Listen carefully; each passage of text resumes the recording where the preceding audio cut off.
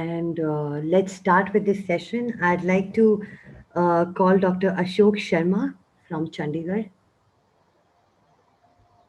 Uh, and the topic that we're covering today for this session is a practical guide to managing corneal perforation, a case-based and a video-assisted course. I request Dr. Ashok Sharma, who's also our first speaker, to please unmute himself and start sharing his screen. As I can see, he has already started doing so.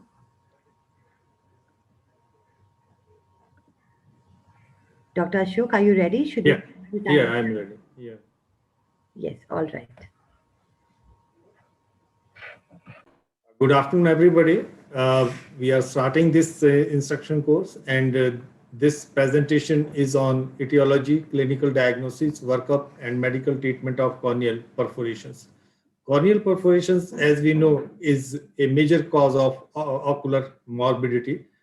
If we look at the terms, there are different terms applied to this condition, maybe corneal perforation. We may also call it sometimes corneal fistula, but when the condition is prolonged, desmatoseals, impending perforations, pre-perforated ulcers, so many other terms, but clinically or histopathologically, they may be different, but the management principles remain the same. If we look at the etiology, we can have corneal perforations following infective keratitis. They can also occur from following autoimmune disorders in dry eye patients. Patients having chemical injuries, they also develop these problems. Neurotrophic keratitis is again a major problem of corneal perforations. Looking at the etiopathogenesis, we know that it's the inflammatory cells, bacteria, or stromal keratocytes which release the collagenolithic enzymes, and these enzymes, they cause the collagenolisis, leading to keratolysis, thinning, and finally corneal perforation. So corneal perforation is often missed, and we as corneal surgeons are aware that this is a underdiagnosed clinical corneal condition. If we have to diagnose corneal perforation clinically, large corneal perforations, the diagnosis is quite obvious. You have a large corneal perforation, iris is presenting at the site, and diagnosis is clearly written there. But there are cases where there may be just shallowing of anterior chamber, or there may be cases where there may be like corneal hemorrhage. We are treating a case of corneal ulcer and we get hemorrhage. And then there are patients where the AC is well formed and the patient may have filtering desmatocele or radial folds. So for subtle cases, we have to perform Siedel's test. We need to put the patient on slit lamp and put adequate fluorescein solution and then look at the cobalt blue filter. We'll see that the green lake, which is because of the dilution of the dye, because of aqueous, and that clearly confirms the perforation. And sometimes if we are not getting it, we may have to apply slight digital pressure over to the cornea. We may have to work up completely the case. In case if the patient is having surrounding infiltrate or infection, then all complete like microbiological workup is necessary to ascertain the etiology. And in autoimmune diseases, we need to do all immunological workup to ascertain again the cause, whether we are dealing with the peripheral ulcerative keratitis or we are dealing with the Murun's ulcer or it is just a Murun-like ulcer. Sometimes patients having dry eye can also present with this condition of keratolysis and corneal perforation. Now, it should be clear to the ophthalmologist that once a corneal perforation occurs, the medical treatment alone may not be sufficient for these patients. So we need some kind of adjunct treatment in the form of either tissue adhesives, depending upon the size of perforation and etiology. And we may apply fibrin glue, then therapeutic penetrating keratoplasty, therapeutic deep anterior lamellar keratoplasty, conjunctival grafts.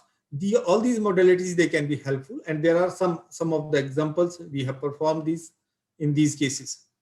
It's also important to know that what should not be done in these cases. Now, this lady you can see is an elderly lady and was referred to us from a very well-known center. You see how even the eye is not cleaned. So this should not happen in these days.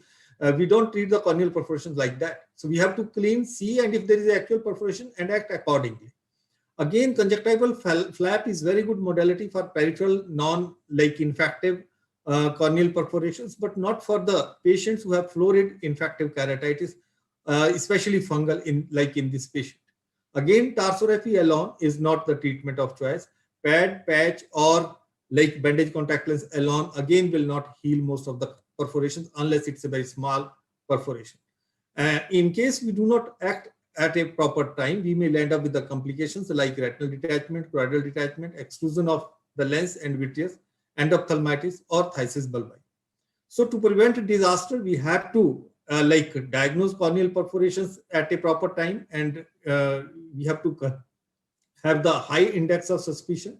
We need to confirm the diagnosis and then treat these on emergency basis. Thank you very much for patient hearing.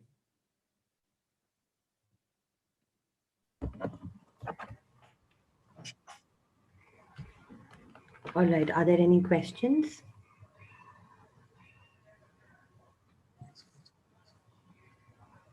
Moving on, I'd like to call our next speaker. We have Dr. Ashok Sharma again for 10 minutes.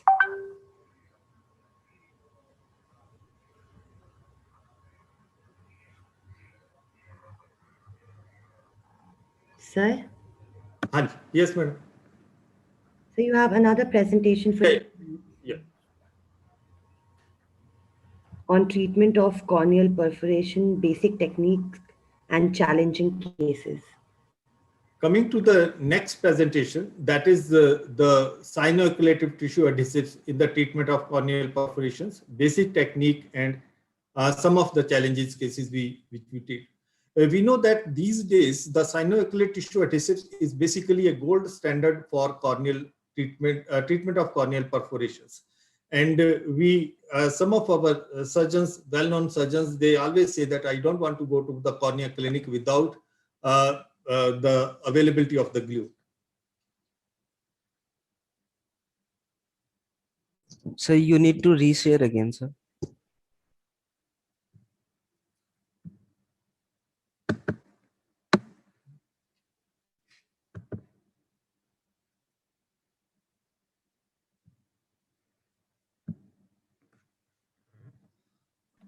Coming to the type of the tissue adhesives, we have like N-butyl cyanoacrylate, isoamyl 2 cyanoacrylate, 2-octyl cyanoacrylate. We are all aware that we need a longer chain cyanoacrylate polymers because the short chain polymers are toxic to cornea.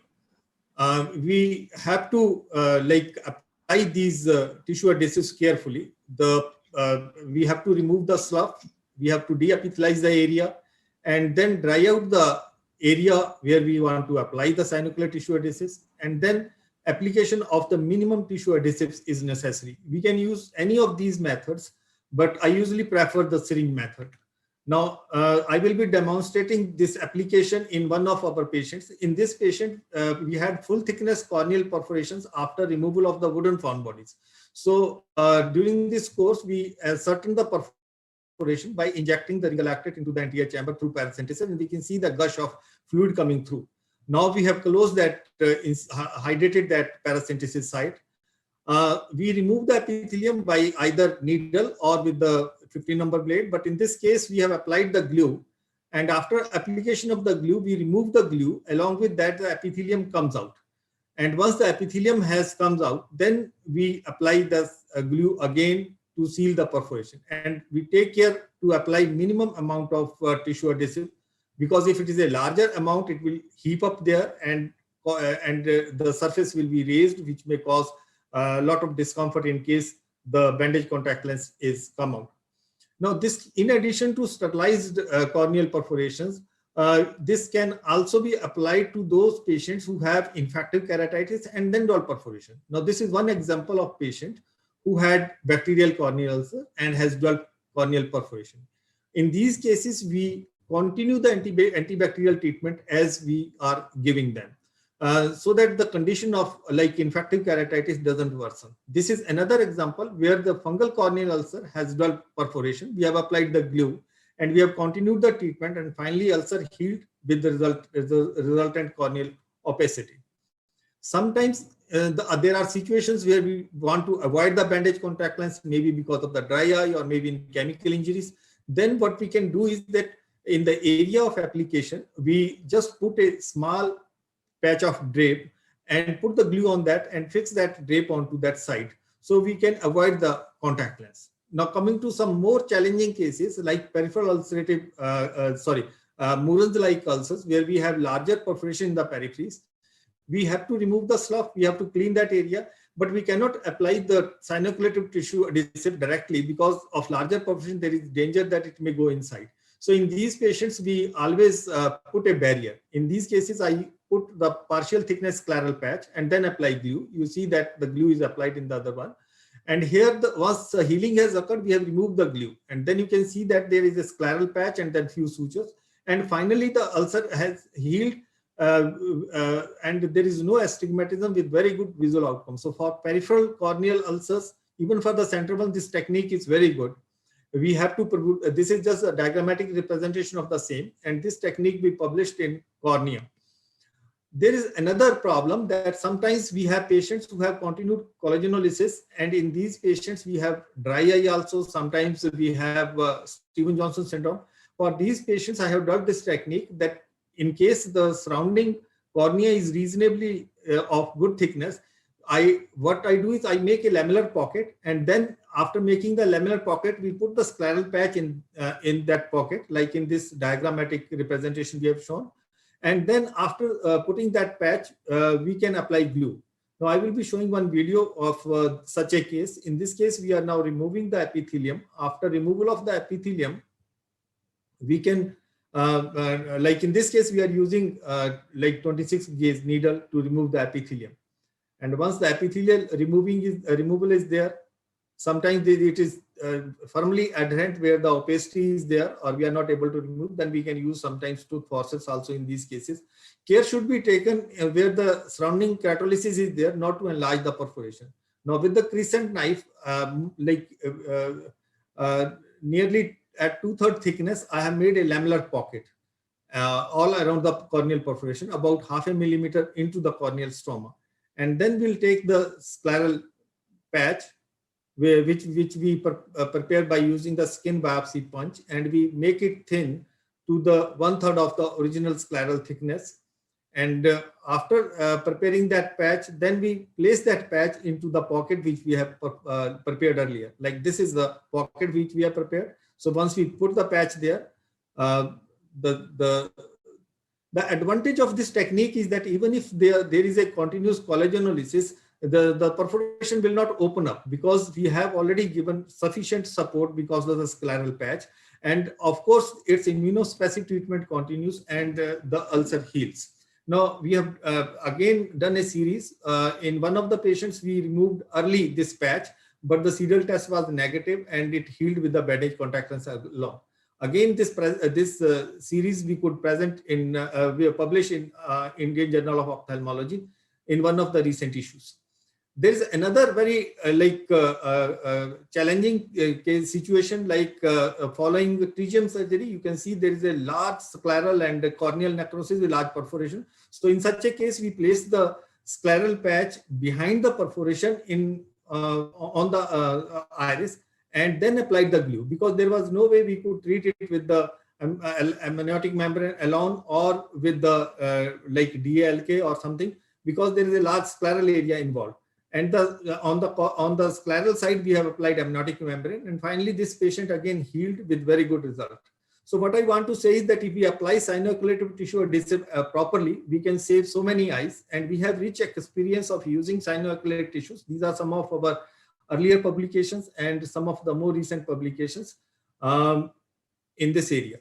And I would like to conclude by showing this picture. This is a very famous picture. You can see that the camels which you are seeing in the black, they are not camels. And if you see the horizontal one areas, these gray areas, they are basically camels. This is the aerial photograph. So that is what happens when we are treating corneal ulcers with perforations. Sometimes these perforations can be overlooked. Like in this picture, the camels are being overlooked.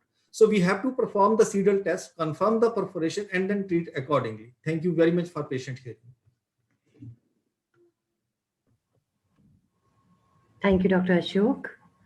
Are there any questions? Any doubts? Okay. Moving on to our next speaker, we have Dr. Chintan Singh. Thank you. I'll share my screen now. Yes. So are the slides visible? Yes, ma'am, they are. Okay, thank you. So what I'll be speaking about is fibrin glue and amniotic membrane grafts for corneal thinnings and perforations, and I have no financial interest in this presentation. So fibrin glue, we know, is a biological tissue adhesive. It is biodegradable. Basically, it involves the interaction of thrombin with fibrinogen to convert it to fibrin and to form a clot, the same as is seen in our body, the same mechanism we are utilizing to use seal the corneal perforations. Now it can be made, or which is more cumbersome, and it comes in commercially available preparations. There are two by Baxter and Reliance, again, no financial interests.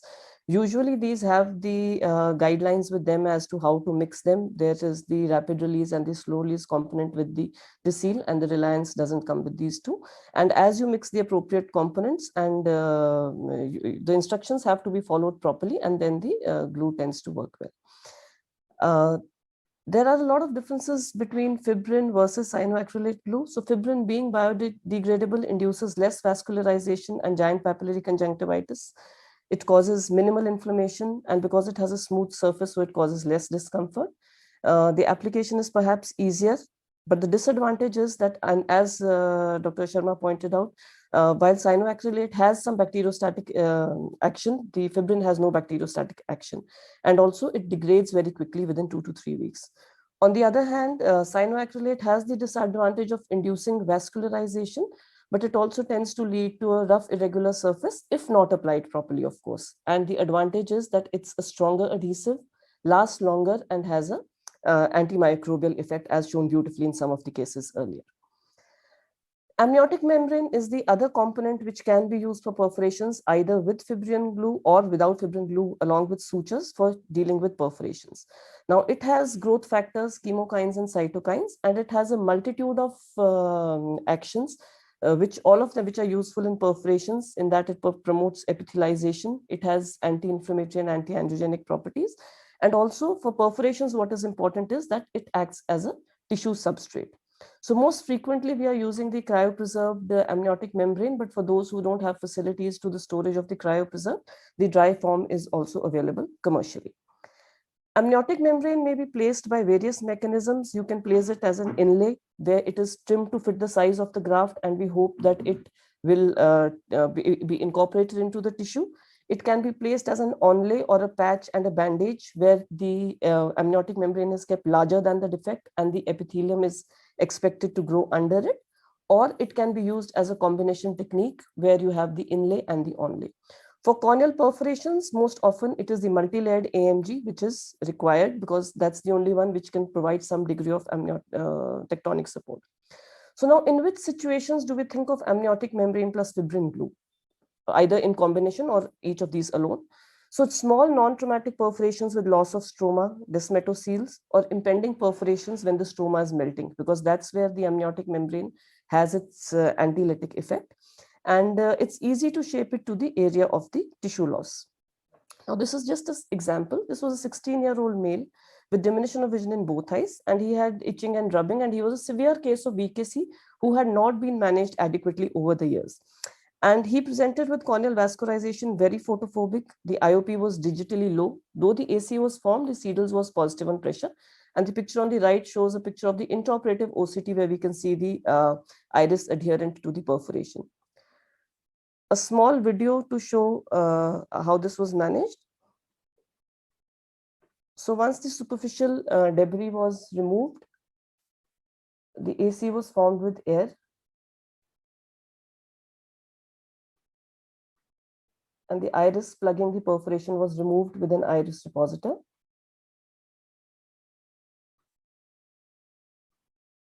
After drying the area, the fibrin glue was applied as a plug, so fibrin plug. And then 2 layers of amniotic membrane were put to just seal that area.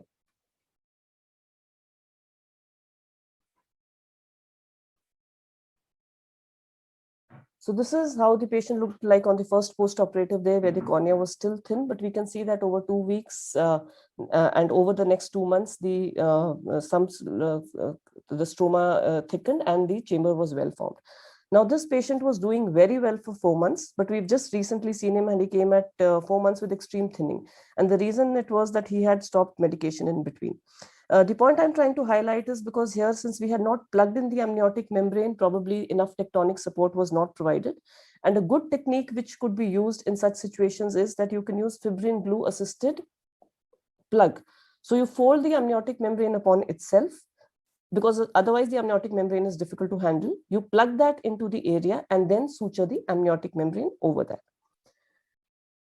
Also, can amniotic membrane be used for large corneal perforations? So there are multiple practical problems in using a multi-layered AMG. One, that it is difficult to manipulate and it is not tectonically stable. So one technique which has been suggested is that a single layer of amniotic membrane is made by applying fibrin glue to 5 to 7 sheets. This becomes easier to handle. This is augmented and then this may be pasted onto the perforation sutured. The last pasted piece of the amniotic membrane should have the epithelial side up so that it serves as a basement membrane for reepithelialization. Multi-layered amniotic membrane may also be sutured without glue, where it is used as an amniotic membrane inlay plus onlay. So this was a 40-year-old male with a 3-month history of a peripheral corneal ulceration. And here we can see that the amniotic membrane, the area of the thinning was, a groove was made peripherally with a crescent knife. The amniotic membrane was tucked in as an inlay graft. And following this, the subsequent layers of the amniotic membrane was sutured using mattress sutures.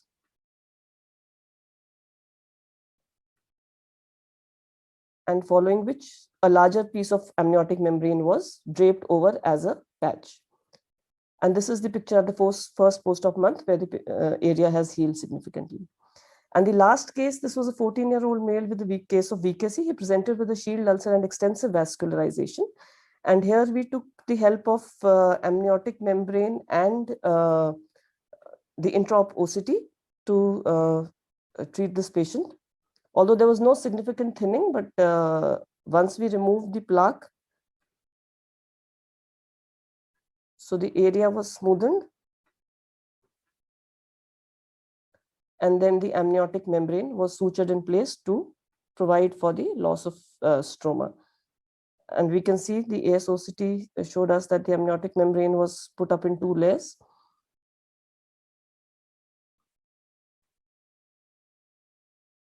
The 2 layers, the sandwich technique. And this is how the patient healed by 2 months, although there was a scarring, but it gradually decreased over time and the vision was better. So to conclude, for small perforations, we can use fibrin glue plug plus AMG, whereas for larger perforations, we would require augmented membrane. The amniotic membrane and fibrin glue are useful options for perforation and thinning, but they have to be used judicially, either alone or in combination to get optimal results. And the techniques of application may need to be modified on a case-to-case basis. Thank you very much.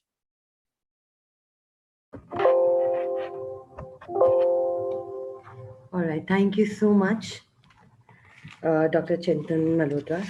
Moving on, our next speaker today is Professor Amit Gupta. So you can start sharing your screen. Yeah, just give me a second. Yeah.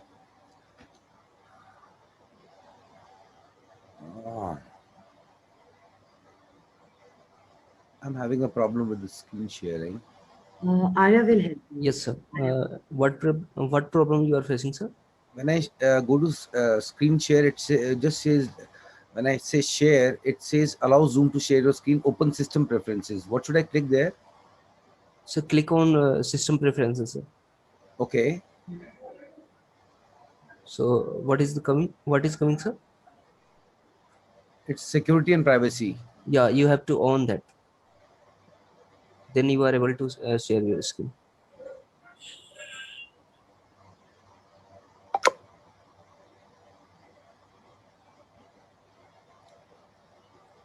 Actually, sir, in your system, some security is prohibited to share your slides.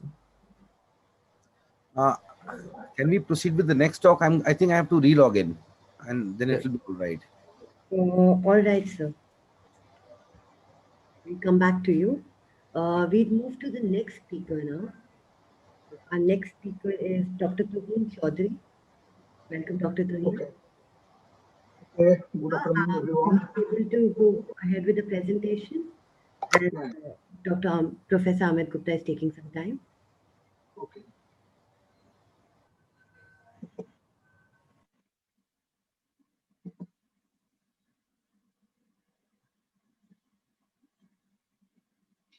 Is my screen visible now?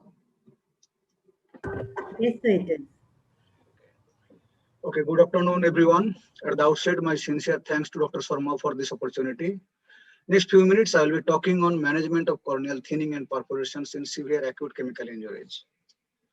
So I have no financial interests. So whenever we are managing any cases of acute chemical injuries or thermal injuries, our goal of management is this: to preserve the globe first.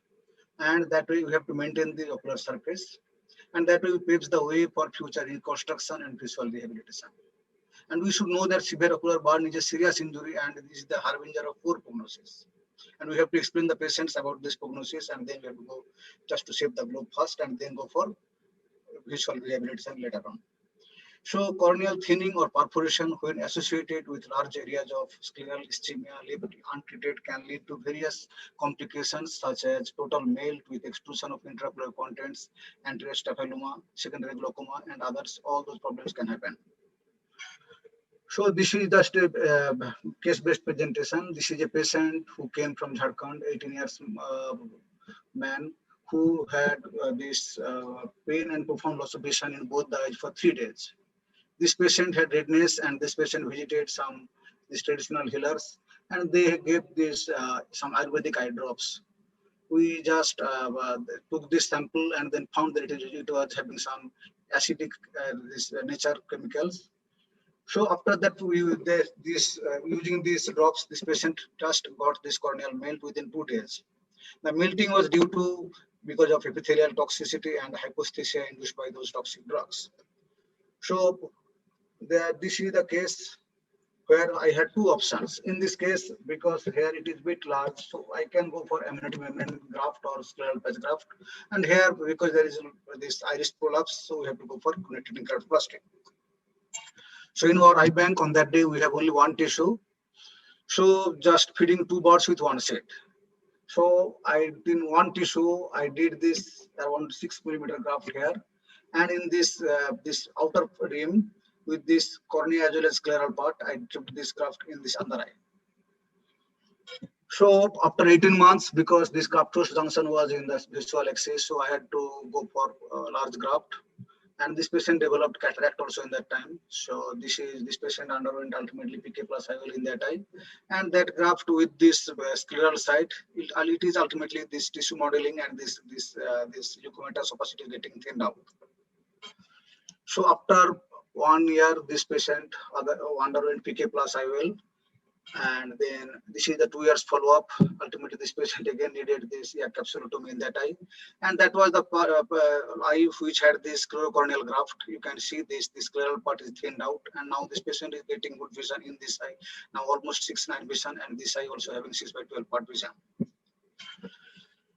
So the presence of corneal perforation with diffuse scleral ischemia and thinning in acute chemical injuries, conventional PK may not be possible because of non-viability of the paralimbal scleral tissue. This patient had molten metal injury, and you can see there is some thinning here and perforation, and there is scleral ischemia. So in that cases, we cannot go for large therapeutic graft or tectonic graft.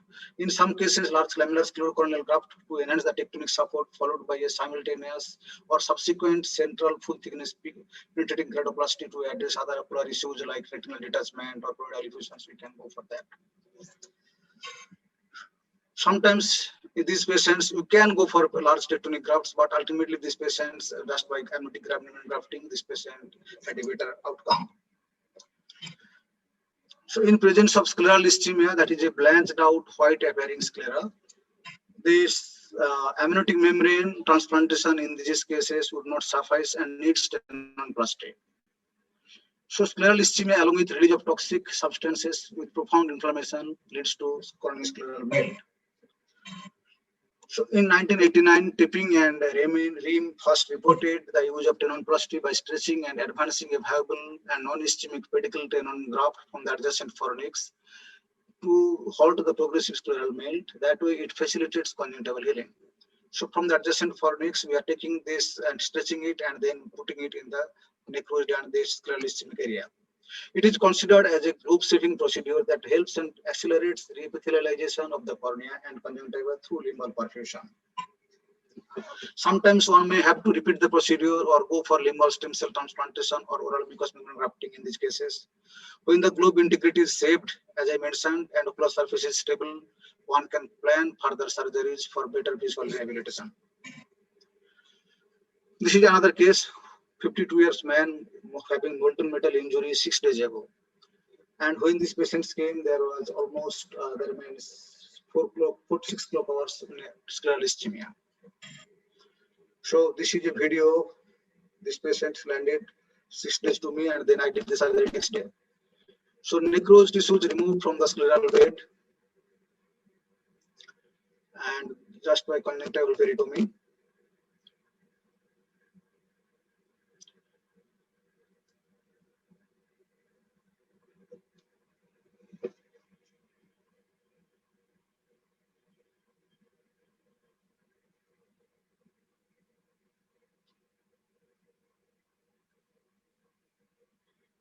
Now I am just healthy tenons layer is separated from the conjunctiva and then putting it over the this ischemic area.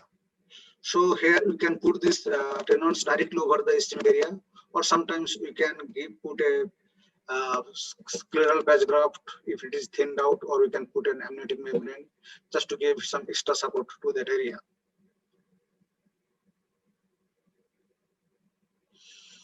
I am putting a layer of amniotic membrane and just fixing with fibrin glue over the necrosed area.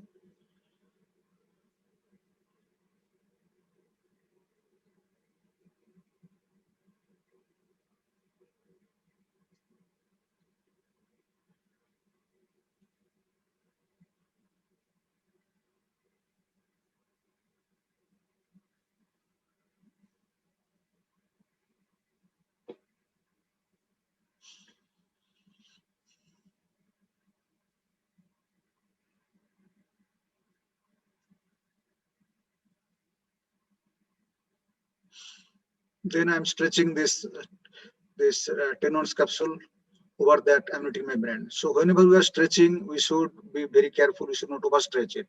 If we overstretch, then there is a chance of this corneal force shortening. Then that that tenons capsule should be sutured by using 6080 Pickrell sutures.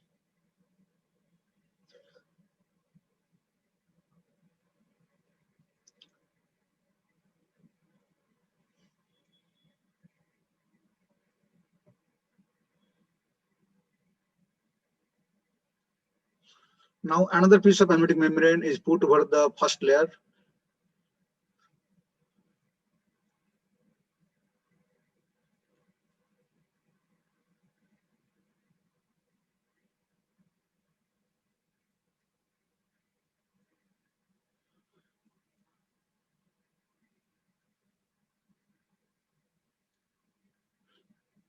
Because this amniotic membrane can be displaced. So in all these cases, even if you put this fibrin glue, we should put some sutures and we should put at least one stay suture in the limbus.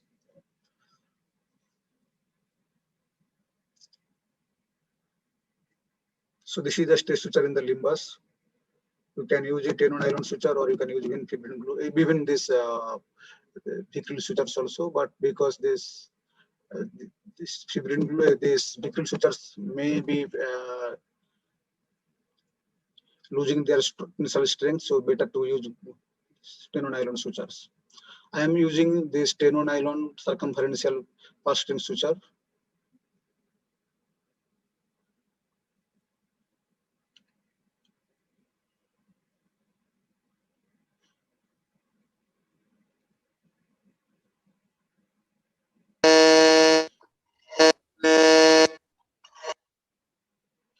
Now this cartilage of the conjunctiva and the tendons should be sutured with the amniotic membrane.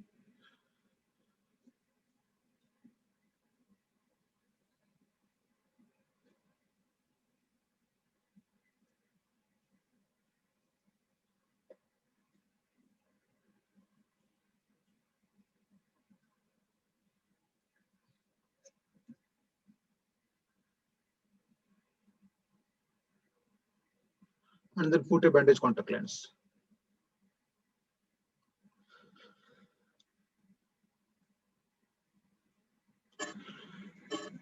So after 10 days, these patients had this amniotic membrane is getting disintegrated after 3 weeks time. So this is getting disintegrated after 3 weeks time, and then after 6 weeks, this patient developed this non-healing this epithelial defect, that is PED. So after 3 months, you can see that there is some sort of this scleral thinning. So now at this stage, we started this patient on autologous serum to 20%. And then after 6 months, that is the final outcome. And now this patient is waiting for PK with slate. And we'll be doing it maybe next month or like that. So in acute stage, sometimes very difficult to clearly judge the extent of the scleral and limbal ischemia. Thus, fluorescent angiography could potentially better determine the site and extent of ischemia. There is a debate regarding the limbal peritomy, which may further damage the remaining colonies of the vital stem cells in the palisades of foot. So, peritomy should be performed under intensive precaution. Another complications encountered in this is that the retraction of the Tenon's flap. So sometimes we have to go for tarsorrhaphy to limit the movements of the eye, and that way extensive Tenon's this retraction can be avoided. We can combine these patients with this oral buccal mucosal membrane. Sir, if you could So I'll wind take up. 1 more minute just. I'll take just for 1 more minute. Tenonplasty combined with pre-oral buccal mucous graft for sclerocorneal bends caused by chemical burns. So the reasons for success in these combined procedures is that tenonplasty improves the local microenvironment and microcirculations, and oral MMG provides many cells to repair and re-epithelialization. So this is the patient who had this, as I showed you earlier, that this patient had this scleral thinning with perforation, so I did this tenonplasty. Ultimately, it didn't heal up. There was some scleral thinning, so I thought to go for scleral patch graft, or we thought to go for oral reinforcement grafting. And after oral MMG, this is the final outcome. Now this patient is waiting for again PK and slate. So these are my results, and so if we go meticulously in these cases, either by this tenonplasty or by mucous grafting, sometimes we get the good results. So in these cases, we have to follow up these patients to see that whether there is scarring with LSC deformations, dry eye or exposure, all those things, what we have to look for those things. So to conclude, proper management in the acute stage is the most important, and that determines the long-term outcome. When the globe integrity is saved and ocular surface is stable, one can plan further surgeries for better visual rehabilitation. And based on the severity and laterality, many options are there. Glaucoma, the most common comorbidity, and should be addressed aggressively. Thank you for your time. Thank you so much, Dr. Tuhin Chaudhary, for an insightful talk. I'd like to now go back to Professor Amit Gupta. All right, he's well prepped now. Sir, please switch your camera on, unmute yourself. Yeah. My camera is on. Can you see me? Yes, I can see you and I can hear you too. Your timer is right there. We've set it for 10 minutes and you may start now. Right. So kindly make it full screen, sir.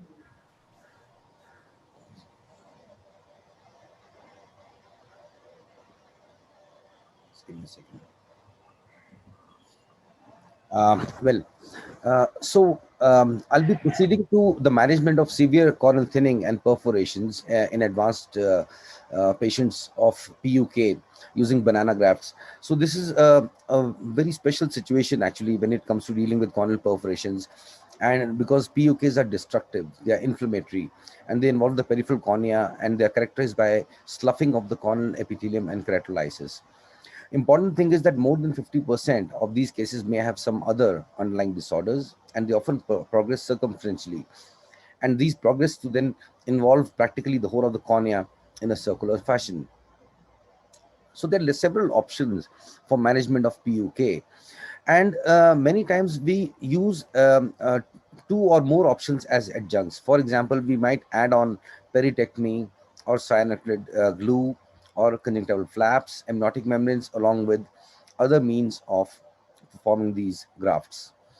Important to keep in mind that there are three major components. One is infective, systemic disease, and autoimmune. All of these have to be tackled before we take up this patient for any kind of surgery. The smaller peripheral perforations, they are fairly easy to manage. And Sir, sorry to interrupt you, sir. Your slides are not moving, sir. So just single click on your screen and yeah, is it? make it full screen, sir. Can you see the video? No, sir. Your slides are not moving. Just single click on your screen. I'm again resuming this. Can you see my slide now? Sir, we can see your slides, but it's not moving, sir. Make I'm it going back. full screen. Yeah. This is full. I'm full screen. Oh my God. Which slide are you seeing? Slide number Only the one. first slide I'm seeing now. Let me start sharing again. Okay, no problem.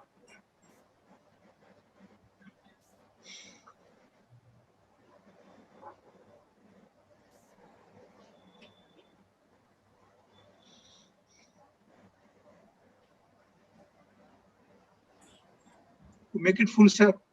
I'm making it full. It's full screen now. It's full screen now. Perfect. Is it moving now? Yes, perfect. Okay. Okay, I'm muting. So as I said, we have various options, and often we add on one or more of these options in order to treat these patients. And so these smaller perforations are relatively easier to treat because what it involves is making a peripheral graft, and many times we use a handheld skin biopsy punch for having the requisite size of the graft. But on the other hand, larger peripheral melts and perforations are much more challenging, and because they involve a huge area of cornea, they have irregular thinnings, and sometimes we don't like to go full thickness because it's so much more challenging, induces so much astigmatism, greater chances of graft rejection, vascularization, and so many other things, including the possibility of surgically induced cleft necrosis in these patients. So before we plan keratoplasty, we should investigate to rule out any systemic association. We should culture to rule out any infection and immunosuppress these patients if required to halt the lysis and prevent the progression, including SINs. Now, this is an example. So this patient of PUK presented with a peripheral iris prolapse and also suspected infiltrates. He was cultured, which was negative. Other eye was thiatrical. So this was very critical to try to save his eye. And what we did in this case was, so we did a sutureless lamellar banana graft for them. So as I like to do in these patients, I did do a peritectomy in these.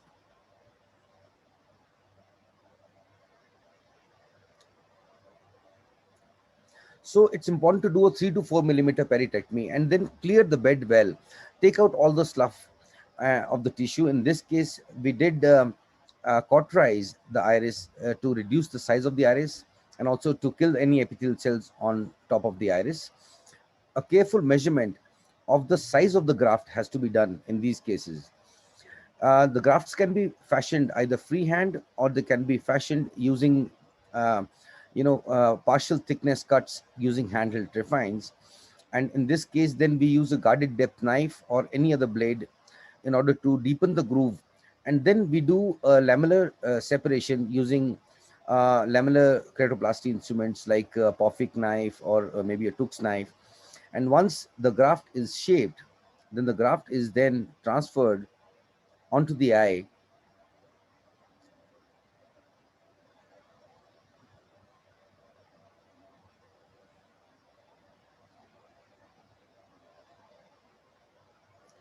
There's something wrong with my video. Anyway, so this is the graft which was fashioned And this graft was then transferred onto this area and stuck with the help of fibrin glue. So this patient did quite well, and this is the first post-op day of this patient, and he went on to develop a cataract and a dense nuclear sclerosis, and for which, looking at the astigmatism, which was fairly regular and symmetrical, we decided to go in for um, a toric intraocular lens. So in this case, I implanted a T9 Acrysof IOL, and this patient did very well in the post-op phase and recovered a 6/9 vision. When we have to suture these patients, it's much more challenging because these sutures cause a lot of astigmatism. Very difficult to actually get a good integrity of the graft and the host. In this case, I did try to apply sutureless, do a sutureless graft with the fibrin glue, but the perforation was too large. So intraoperative OCT can be very beneficial to us to judge what kind of whether we need to intervene further or not. In this case, I had to go ahead and put some more sutures in this patient's eye in order to restore the integrity of the eye. So if you sum up the banana grafts for PUK, preferably we should do them under general anesthesia. They may be combined with peritectomy in many of these cases. We should lower the intraocular pressure, and preferably by mannitol infusion before surgery, and to avoid the prolapse, intraocular prolapse and prolapse of the intraocular contents. We should prepare the recipient bed very well. So this is very important that the edges of the graft, especially scleral edge, has to be sharp, and if need be, we can use a knife to make it that way. Remove all the slough of the tissue, freshen the inner corneal edges also. Only then the graft is going to stick, in case you want to apply a fibrin glue, otherwise it will not stick and come out. And also, when we are dissecting the graft, it should closely match the the thickness, because if the graft is too thin or if the graft is too thick, then again there are high chances of dislodgement of the graft and it won't heal so well. So we can do that, either we can use some kind of a crescent knife or some lamellar instruments and then fashion it freehand, or we can also use some of these Stefan blades.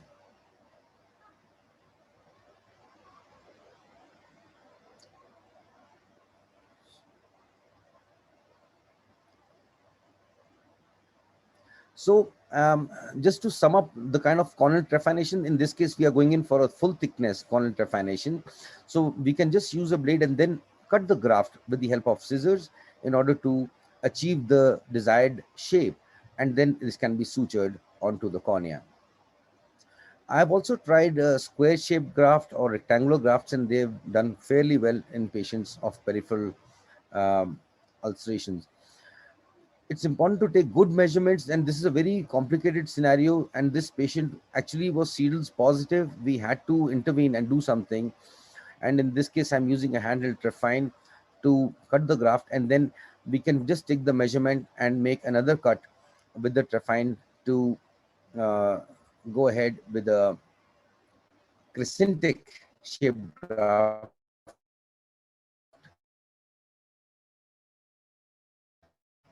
in this eye.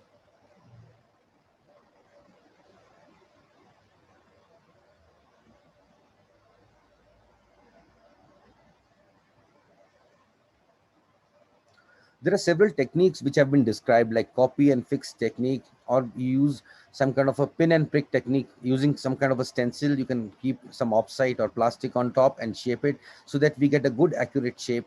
And then you can have very gratifying results in these patients, because these are such challenging scenarios. And keep in mind that many of these patients can recur. So there's a one report of a recurrence rate of as much as 25% when LK was carried out for Murin's ulcer, and the mean time of recurrence was between 2 to 6 months in these patients.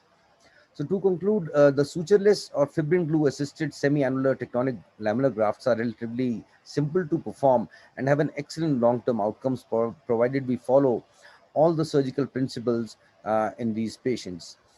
So this is a PUKs are very serious corneal diseases, and recurrences are common. We need to rule out systemic disease in these patients, and many techniques are available, and the sutureless semi-annular tectonic grafts or banana grafts are very effective, and they have excellent long-term outcomes in these patients.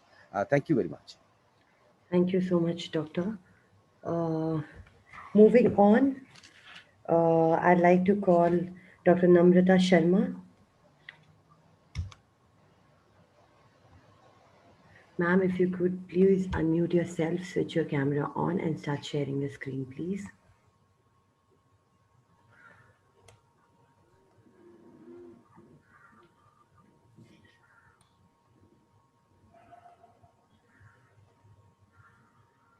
I'll start sharing my screen now. Yes, ma'am, please.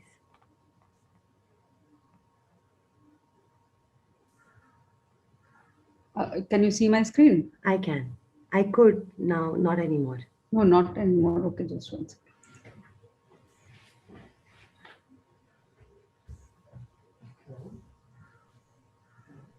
Okay.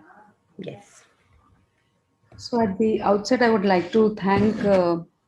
Ashok Sharma for doing this wonderful course with excellent presentations. All the faculty have given such great talks. And I'm going to be talking to you about therapeutic keratoplasty in corneal perforations. The aim of therapeutic keratoplasty is surgical debridement of the infected tissue, elimination of the microbial load, maintenance of the globe integrity, diagnosis of the infective pathology, and provide visual rehabilitation. And of course, the indications are that it could be corneal perforation or impending perforation or treatment which is refractory to ulcers. And more importantly, basically, you want to prevent involvement of the adjacent sclera as well as decrease the risk of endophthalmitis. So I think it should be always done sooner rather than later.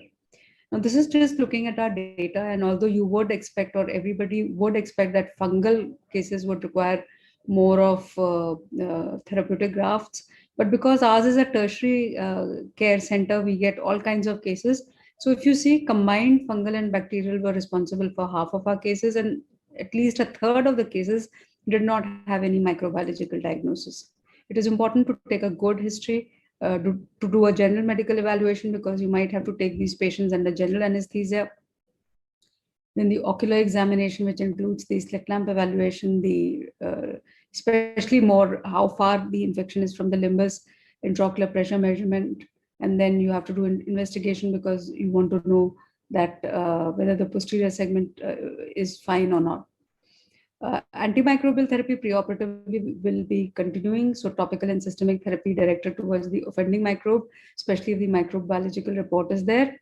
Then topical antibiotic therapy to prevent bacterial superinfection mainly, and antimicrobial therapy, especially the oral antimicrobials, if there's a limbal involvement, intraocular spread, impending perforation or perforated corneal ulcer. And I think you would do it earlier for fungal keratitis, even if the ulcers are deeper or if the ulcers are larger in size. Important is anesthesia. So local anesthesia is generally given as shown with hyaluronidase because that gives a better effect. Then subtenons also can be done with lignocaine and bupivacaine. And of course, large perforations may require general anesthesia. Now, generally, we like to use optical grade tissue, but that may not be possible at all times because of the paucity of good quality donor tissue. So the criteria, especially in our country, is not as stringent as that for optical keratoplasty. And any B grade tissue can be used. And even in some cases, we've used glycerine preserved cornea, especially in the COVID times, when we do not have any type of cornea which is available to us. So I'll take you through the various surgical steps which are shown here. So exposure is very important. You can use a self-retaining speculum, avoid external pressure. You can use a Flarenga ring to provide scleral support, and then peritomy may be required, especially if the exudation area of exudation is large and there's involvement of the limbus. And because there'll be a bleeding which will be there, so wet field cautery should be done for all cases. Now then you may need to do a recipient bed trephination and sizing of the trephination. That is important for all our therapeutic grafts. We tend to oversize by 0.75 to 1 millimeter larger because it helps in formation of a better anterior chamber. And then side port entry is done after measuring the size of the involved area. And subsequently the trephination can be done. It is done very in a guarded manner because you don't want to abruptly to enter into the anterior chamber, and lamellar separation of the corneal layers is preferred instead of a en bloc removal of the host to preserve as much of the iris as possible. Then apart from this, when you are entering inside, there should be hardly any pressure because you don't want the extrusion of the intraocular contents. And if the entire cornea is involved, sometimes freehand dissection may be required, and all the necrotic tissue and the infected tissue should be excised. Then anterior chamber reconstruction is again important, and what one needs to do is all exudates should be removed, all membrane should be removed. Viscoelastic injection should be done, especially in the angles at 360 degrees because you want the angles to be open. You may have to do large peripheral iridectomies because you don't want a secondary angle closure in the post-op period. And intracameral antibiotics or antifungals are given as appropriate depending on what the organism is. So this is just to show how anterior chamber entry is going to be done. You can do peritomy to see where is the extent of the lesion. Cauterization of the bleeders is done. AC is entered. Little bit of viscoelastic can then be put there. One has to be careful. You can't put too much, especially if there's a perforation. Encompass 1 millimeter more than the area of the largest exudate that is there, and do a layer by layer separation or lamellar corneal debulking, which is done in a guarded manner because you want to preserve as much of the limbus as possible, and also because you don't want a sudden decrease in the pressure in the anterior chamber. And this is the overlying layers of the corneas are then excised. Now this is another case, a reinfection after regraft. Again, in this case, the peritomy is being done, the AC is entered, and it's a very bloody surgery, and there is a lot of bleeding here. So again, the dictum is same. You want to preserve as much of the iris tissue as possible. And so these layers are removed, and sweeping of the angle can be done with the help of a cannula or with the help of the viscoelastic because you want the angle to be open. Not that this is a permanent solution, but it does help to form the anterior chamber and subsequent placement of the graft. A lens consideration, removal of the lens should be deferred because it is an effective barrier to prevent spread of infection. And lens removal in cases can be done if there is concomitant endophthalmitis, and always it is good to constrict the pupil so that you prevent the spontaneous expulsion of the lens. Then open sky vitrectomy can be done for aphakic patients and whenever there's inadvertent crystalline lens extrusion. And also if there is concomitant endophthalmitis, then intravitreal antibiotics should also be given, vancomycin and ceftazidime. Now, after excision of the host cornea, it is important to measure the recipient bed, do additional trimming if required, and then use 0.5 or 0.75 or 1 millimeter grafts which are 1 millimeter larger. Now, usually we like to use interrupted sutures in infected cases and at least go to 75% depth, use 10-0 monofilament nylon sutures, and generally full thickness bites are not taken because that will act as a conduit for the passage of infection, and greater number of sutures may be required for larger grafts. And whenever you excise this button, this is to be sent for culture and for smears, bacterial and fungal both. Now again, this is just to show a case how you would go first, measure the size of the ulceration that is there, anterior chamber entry is then done. Flarenga ring has already been applied, and this can be sutured with the help of the Vicryl. And then eccentric trephination is done because the lesion itself is eccentric and you can't take such a big graft. Viscoelastic is then instilled, followed by the ledge, which is removed. The peripheral part of the anterior chamber is formed, and then sutures are given with 10-0 monofilament nylon sutures at 90% depth. It is important that you don't go to a depth of 100%. And then at the end of the surgery, this can be removed. So there can be intra problems which have been listed here: loose sutures, graft host overriding, expulsive hemorrhage, spontaneous lens extrusion, etc. Now this has been fast forwarded a little bit, but just see it, at times this can happen. The Flinga ring has not also been put here. So the lens is expulsing out, and so are the intraocular contents. So very quickly, the graft which has been already triphinated earlier is placed, but very difficult in such cases to manage because all the contents are being extruded out. Important thing is to immediately put your thumb there so that nothing comes out, and try and suture the graft as fast as possible. Post-operatively, you have to give antimicrobial therapy, control the inflammation, control the pressures, and allow epithelial healing. And corticosteroids is, of course, a double-edged sword. Now, this is just to say that topical steroids can be given for all cases. Post-operatively, the antimicrobial, systemic, and topical would continue whatever is being continued pre-operatively, except in cases of fungal keratitis, where we like to wait or withhold for 3 weeks and then only give the antifungal, the steroids topically. Otherwise, for viral cases, they can be given, and in acanthamoeba, again, avoid using them, but systemic steroids can be used. This is just to show how PHMB is prepared, and for acanthamoeba, anti-acanthamoeba medications can be given. So there are some problems which can occur, such as loose sutures here, which have to be immediately addressed, and then there can be hemorrhage or hyphema. Then again, that has to be taken care of. You have to wash it. Secondary glaucoma, you have to take care of the pressures. If there's a recurrence, you may have to repeat a graft. And if you look at the outcomes, the anatomical cure rate is 86 to 100%. The functional success rate is 13 to 60%. And there is a recurrence rate which can occur 6 to 7%. And this is a paper on therapeutic keratoplasty for microbial keratitis, which highlights almost everything pretty much in details as I've talked to you. These are outcomes of some of our cases after therapeutic grafts and various types of grafts. And rule of half is to be remembered. That is, if you do therapeutic PK, half will have to undergo regraft, especially if they have been done by B-grade corneas, and half of the grafts survive, and half of the patients would require visual rehabilitation.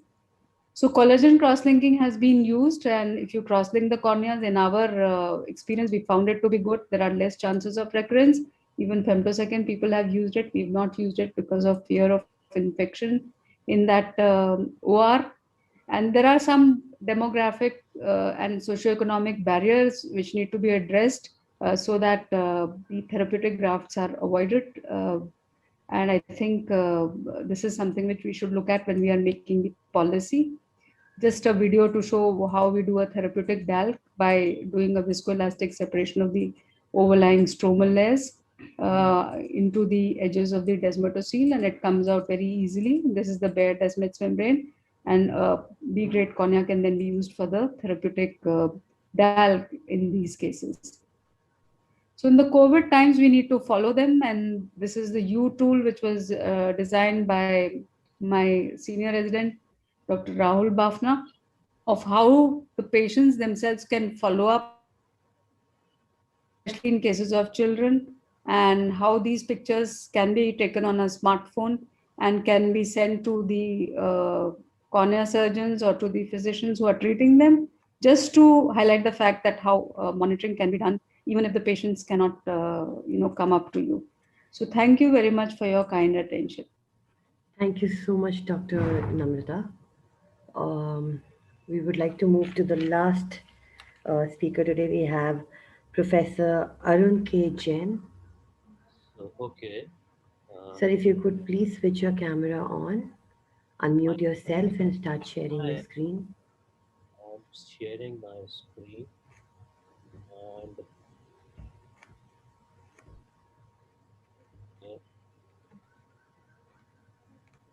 can you see it? Yes. Do you want to make it full screen? Yeah, I'll sure. Okay, yeah. Coming to the last talk at the outset, I'd like to thank Dr. Sharma for the opportunity and excellent talk by all the previous speakers. But excellent talks. But what to do? Like if you are faced with an emergency-like situation and you don't have access to any fibrin glue or cyanoacrylate or AMT or any tissue, then this conjunctival pedicle graft can become quite handy in those situations. So I'll be describing a simple technique of though a pedicle graft has been described in literature, but limbal conjunctival sparing bulbar conjunctival pedicle graft is not described earlier, though I have not published this. I'll just share my experience as all of you have highlighted that these are the various reasons for persistent corneal ulcerations or desmetocele or perforation, and all of these need a emergency addressal and medical management, of course. Sometimes work and surgical management, all of you have spoken about, but I will be emphasizing only on the conjunctival flaps, and they are in vogue for last more than 1 century. Way back in 1958, Gunderson first time described the Gunderson flap, and in 10 years after he described this flap, he published a series of 131 patients where the most common indication for conjunctival flap was those cases of herpes simplex or bullous keratopathy, and trauma was the third commonest indication for those uh, conjunctival flaps. It's not moving forward. Okay, I'll try. Yeah.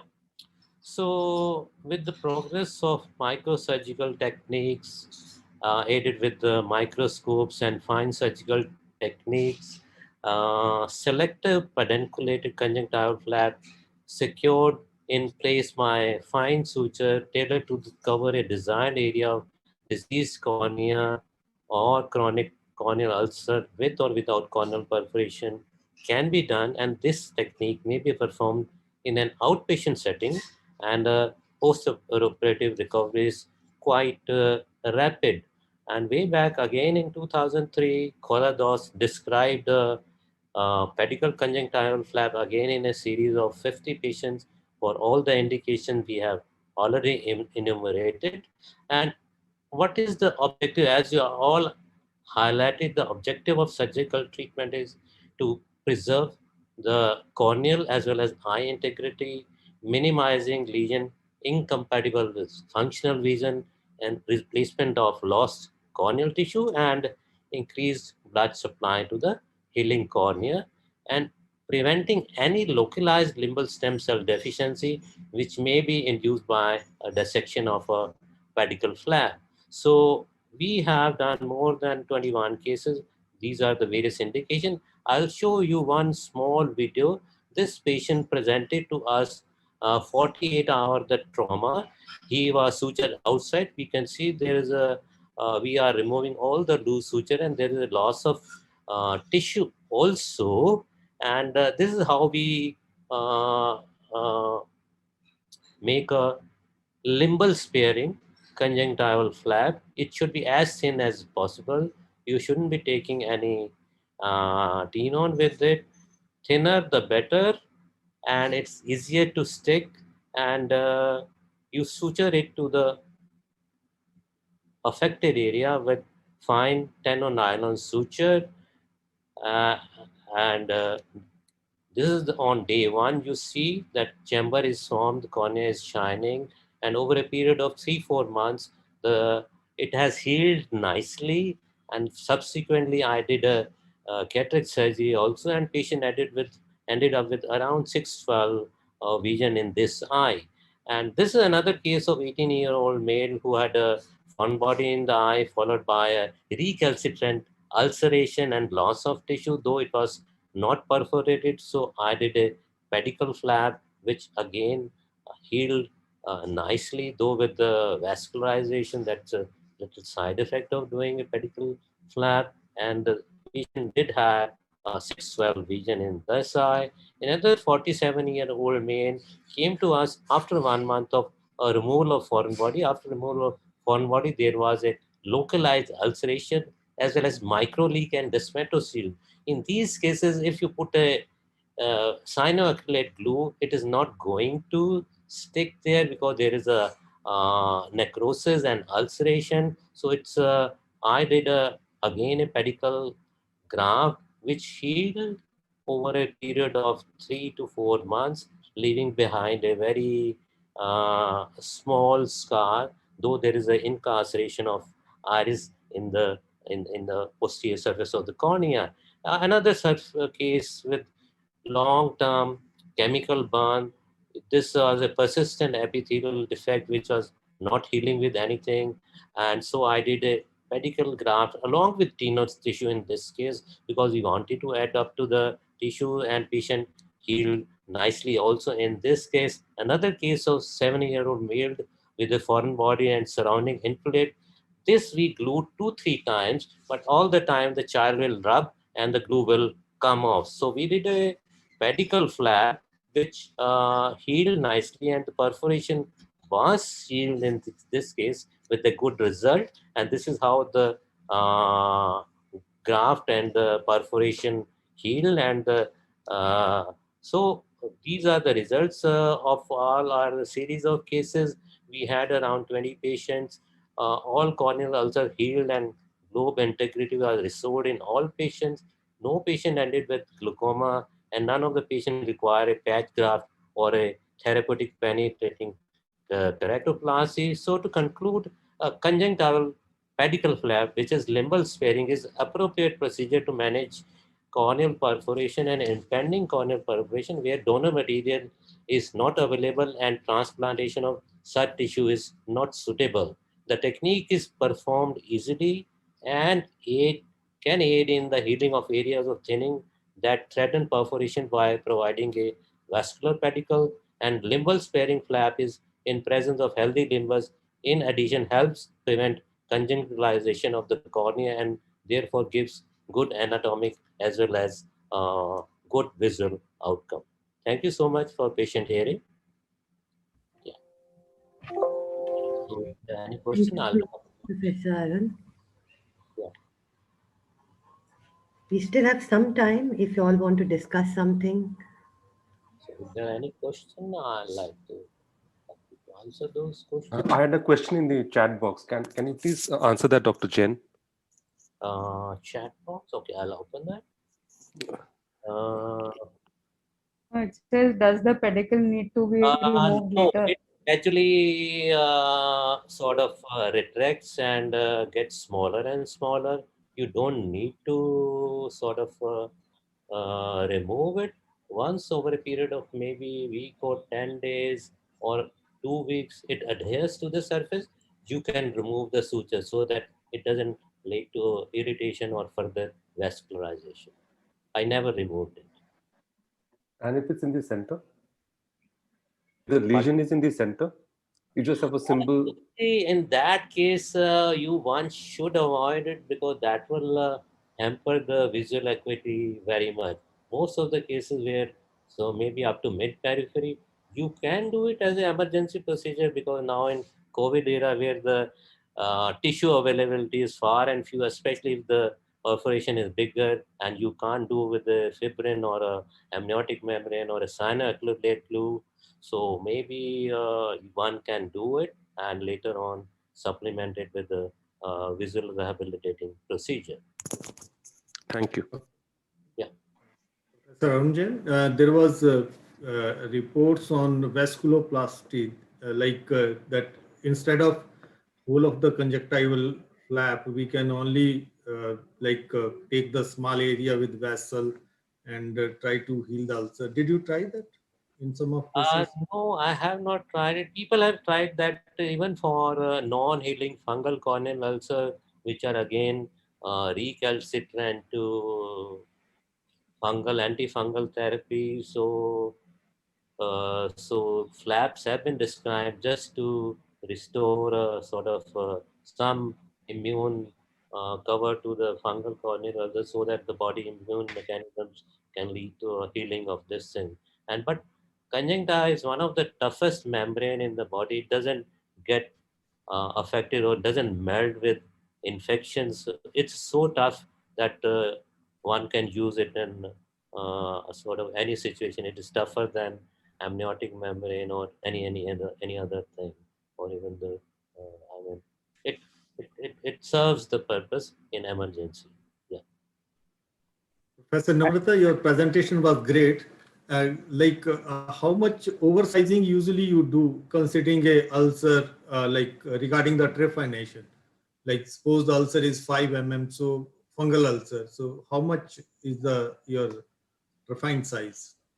Is So, if it is trepanation of the recipient and the host both, the recipient and the donor both, so we will always encompass whatever the size of the lesion is, 1 millimeter on all sides of the area of the exudation. And when we oversize, it will definitely be 0.75 or 1 millimeter oversized, because that helps to form the anterior chamber, and that also helps to obviate the post-operative problems of a shallow anterior chamber, which can occur later.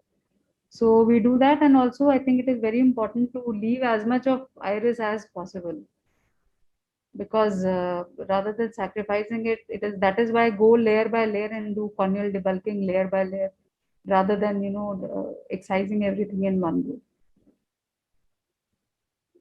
That's very important.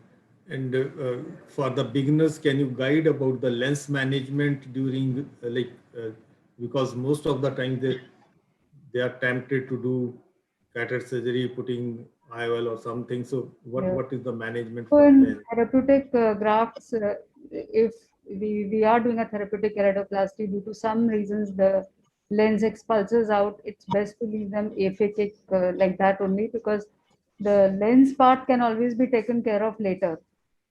So you can always put IOL later, provided the graft is doing well and provided the graft is clear. So it is always best not to go behind that barrier, because that prevents the spread of infection. The lens as such will prevent the spread of the infection from going from the anterior segment to the posterior segment. So it is best to, if the lens is not involved, not to do any surgery at all. And if it is involved, or if you think that there is infection that is there, then to leave it aphakic. I would rather put a IOL at a later date than at the same time when we are doing therapeutic keratoplasty. Thank you, Dr. Namrata, for sparing time also and for participating in this. Wonderful talks. I think a complete primer of management of corneal perforations, which covered almost everything with excellent teaching material. I'd like to thank all the speakers, unless somebody has to say something. Professor Amit, you wanted to say something? Yeah, I had a question for all the panelists. We have so many options now and so many techniques we are comfortable with. Is it time for us to start avoiding cyanoacrylate glue as much as possible? We have amniotic membrane grafts, we have scleral patches, we have smile lenticule we have used, and we have so many other. So, and pedicle grafts or something. So, and with the cyanoacrylate glue, sometimes there's so much of vascularization. There's inflammation. It doesn't come off sometimes for months, and ultimately it makes the patient a very bad candidate for an optical graft later on because of that reason. Just the opinion. For Dr. Amit, I would like to slightly differ, because there are situations where cyanoacrylate would be required. One is because it's readily available. You can use it in emergency at any time. And fibrin glue may not be available to everybody at all the times. Plus, the adhesiveness of the fibrin glue is again a problem, especially if the perforation is larger. So if you are putting the barriers, like we have used Clara, Professor Namrata has used Tenon patches and Tenon inside and then use it. I think it does allow the healing and saves the integrity. And for vascularization, I think it's critical to follow up the patient and remove the glue at appropriate time. And I think I have got wonderful results for, I think I showed those peripheral perforations where there is a least astigmatism, and visual results are very good. I think it has a place. It's not that we should. Even I think it does have a place. If you have other alternatives, it's okay, but it still has a place. It has a role to play, especially in those places where nothing is available. And all said and done, whatever tissue you are using, whether you're using, even when you're using the patient's own tenons, in very frank, I mean, or separative kind of microbial keratitis, you cannot use because, you know, you don't want the infection or any exudation traveling from here to there. And after all, when you take out tenons, you do create a conjunctival defect. You do take out, you know, tenons from there. So those kind of, although we've not had any infection, but theoretical possibility is there. There is no doubt that we Like, cannot do without likewise, even for Amit, for pedicle graft, again, you know, you are pushing that pedicle there. So I really don't know. I was simply asking the question at the level of cornea specialists. I mean, I know many people, of course, cyanoacrylate glue will remain. I must say, for us, as a choice of procedure, I mean, at our level, I think some of the outcomes with cyanoacrylate glue, the cornea gets scarred, it gets heavily vascularized. And sir, could you please elaborate on the removal of the glue? Because I think that is some question which people keep asking again and again. You see, the most important thing is that once you follow up these patients, and the moment you start getting vascularization under the glue, or the glue edge is lifted, it's the right time to remove the glue. And even if there is like I have shown one picture where we have removed it, and even if there is a facet or something, check it for the leak. And if there is no leak, there is no need for reapplication.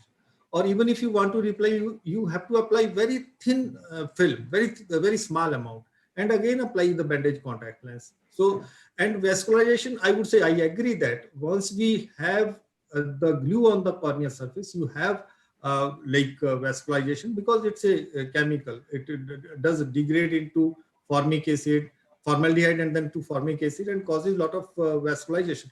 But after that, once it is healed, and on a follow-up period, these vessels, they do subside, and like any other treatment, these vessels, they decrease and the surface becomes avascular, and you can easily do penetrating keratoplasty for these patients. And we have done for so many cases successful. Cyanoacrylate should stay.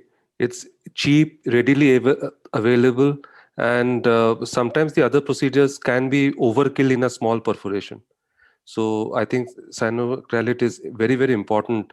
And because there's only one company, so you should encourage actually the use of cyanoacrylate. So if that company stops manufacturing it, I think most of us would be at a loss. Smile lenticules, AMG, and all those things are not easily available everywhere.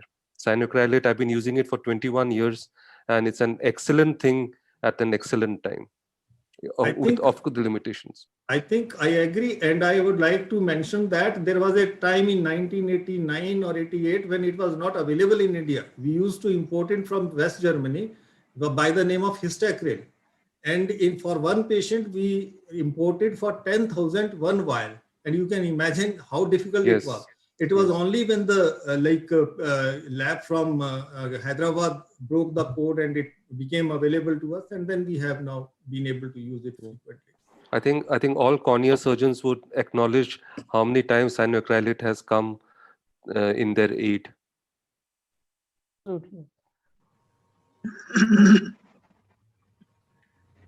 right. So with this, we're reaching close to the time crunching. Thank you so much, doctors, professors. Thank you for being a part of this session. It was truly insightful, and you all have been great and very punctual. Thank you so much. Thank you so much. Thank you, Dr. Amit, Dr. Chintan, Professor Arun Jain, Dr. Namrata, especially, and Dr. Tuhin. Thank you very much, sir. Thank you. Thank you, Dr. Thank you. A good day.